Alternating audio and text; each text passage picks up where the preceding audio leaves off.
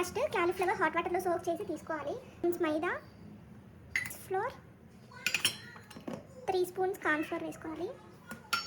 Ginger garlic powder 2 spoons,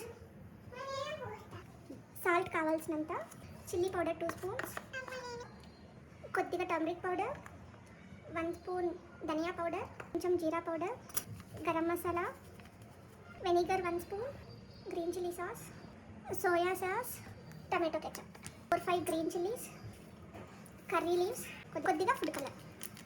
బాగా mix చేసుకోవాలి. Cauliflower ముక్కలకి బాగా పట్టేలా మిక్స్ చేసుకోవాలి. డ్రైగా అనిపిస్తే లైట్గా వాటర్ స్ప్రింకిల్ చేసుకోండి. బాగా కలుపుకున్నాక ఒక 30 మినిట్స్ అలా రెస్ట్ ఇవ్వాలి. గోబీ ఫ్రై చేయడానికి సరిపడంత ఆయిల్ వేసుకోండి.